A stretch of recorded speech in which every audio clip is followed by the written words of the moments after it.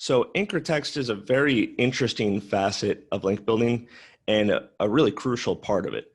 So the majority of SEOs, and you can probably read some of this content here if you want to pause the video and see what our takeaways are for anchor text, but a lot of SEOs really just focus on a few things. Of course, getting links, that's the start of it. We want to have a consistent process of always getting links, and of course, getting them from authoritative places. So we're going to use metrics like DA and PA, domain authority and page authority from Moz. We'll use CF and TF, trust flow and citation flow from Majestic. And even SEMrush has an authority score that is a little suspect because a lot of people that I know aren't super authoritative sometimes have an authority score similar to their competition, but it's all relative and it's all a metric that you base some decisions on. So SEOs will be like, let's get a bunch of links, 10,000 links, it's an arbitrary number.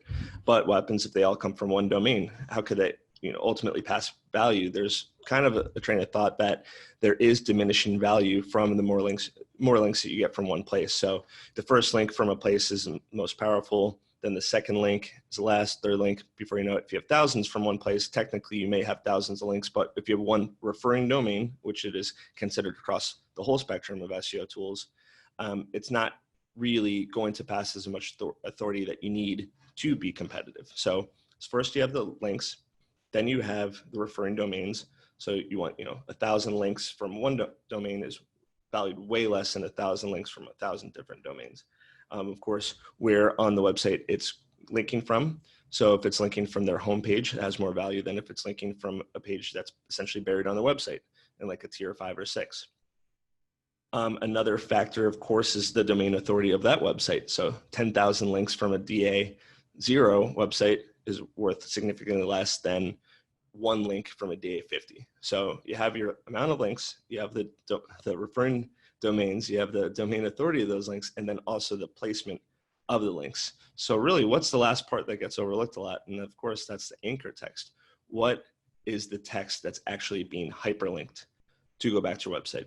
So if you remember kind of why the value of backlinks, like how it's derived in the first place, it's kind of like essentially Google looking at your website and saying, okay, what are you the authority on? Why should we display you in front of other results? And it's because you're authoritative, you're a thought leader, whatever you're writing about should be placed there for a reason. That's mostly because they have to come up with either you're doing your SEO best practices, writing unique content that's really engaging, but of course, other people linking to it, and that's their indicator that you're an authority on that subject. So that being said, the anchor text, how it's being linked, does come into factor in how you're also positioned. So a lot of links that come in are typically going to be your URL, just straight up like what your website address is. Of course, it can be branded, the name of your firm, maybe an attorney. It could be kind of an arbitrary, or I don't know if you call it a naked term, but visitor website, click here, those kinds of things. So of course, the vanity keyword, your main keyword, is the one that really passes technically a lot of the value. So if someone's linking to you and they're saying car accident lawyer, that's like a major thing. Google's like, hey, this person, went out of their way to say this anchor text was specifically car accident lawyer. This person's a car accident lawyer. They're going to kind of put an emphasis on that, and that can kind of fast track the authority of those links and contribute strongly to how you're positioned for those respective keywords. The only issue is anchor text needs to be diversified. So if you're going really heavy on the vanity in situations where you control your anchor text, that can cause over optimization.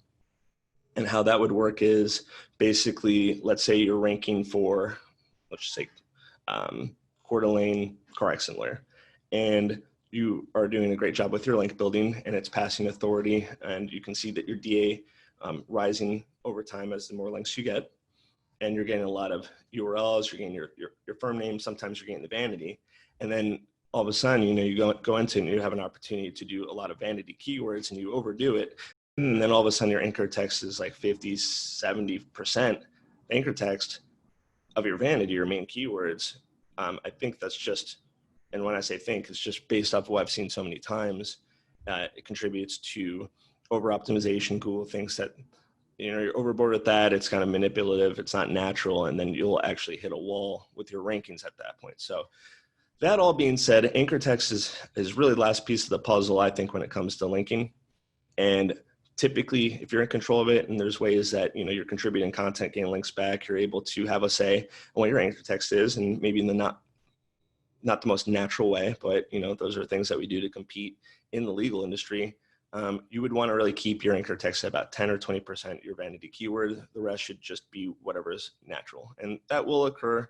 Most of the time, this really just happens if people, frankly, purchase their links or control their own links and go a little too heavy on the keyword. So always be conscientious of what's going on with your anchor text, mostly your firm name, mostly your URL, mostly the kind of links and anchor text that come naturally, which would be your visit my website, click here to learn more, read the article, those kinds of terms.